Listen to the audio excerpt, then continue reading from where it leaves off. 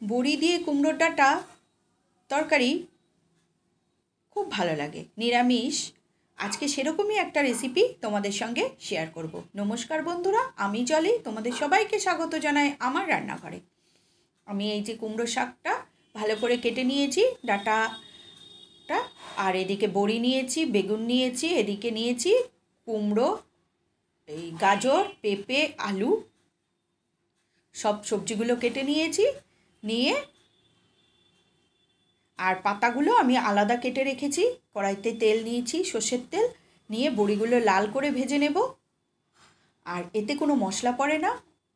এই বড়ি দিয়ে কুমড়োর ডাঁটার তরকারিটা এই গরমে খুব ভালো লাগে।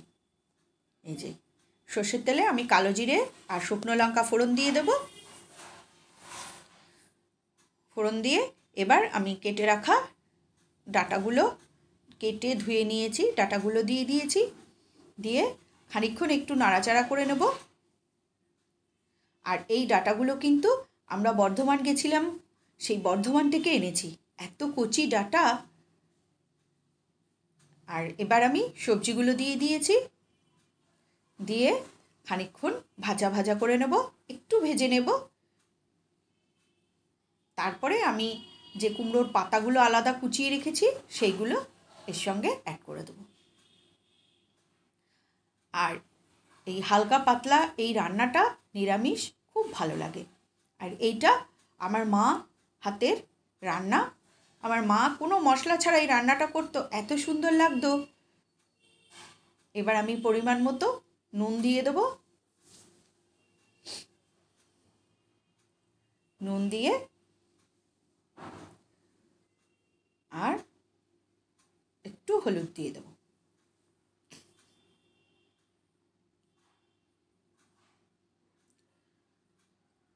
কাঁচা লঙ্কা চিড়ে দিচ্ছি। দিয়ে আমি এটাকে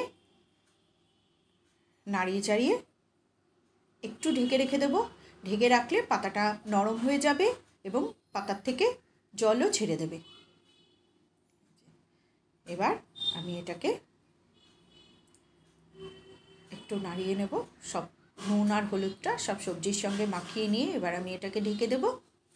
মিনিট 5-7 মতো এটাকে ঢেকে রেখেছিলাম। এবার দেখো একদম নরম হয়ে গেছে পাতাগুলো। এই রান্নাটায় কোনো মশলা দেব না, কিন্তু একটু সামান্য দুধ অ্যাড করব। দুধ দিয়ে এই রান্নাটা অসাধারণ লাগে। এই যে সবজিটা আমার কষানো হয়ে গেছে, প্রায় একটু ভাজা হয়ে গেছে। আবারও আমি খানিকক্ষণ ঢেকে রেখেছিলাম। আর ঢেকে করলে কি হয়, সবজিগুলো তাড়াতাড়ি নরম হয়ে যায়, ডাঁটাগুলোও তাড়াতাড়ি সেদ্ধ হয়ে যায়। আবারও একটু নাড়িয়ে এবার আমি বেগুনটা দিয়ে দিয়েছি। আমার ভাজাটা প্রায় অনেকটা হয়ে গেছে। এবার আমি বেগুন দিয়ে একটু নাড়াচাড়া করে ইলেকট্রিক কেটলিতে জল গরম বসিয়েছি, গরম জলটা দিয়ে দেবো। এই যে এবার আমি গরম জলটা দিয়ে দেবো আন্দাজ মতো।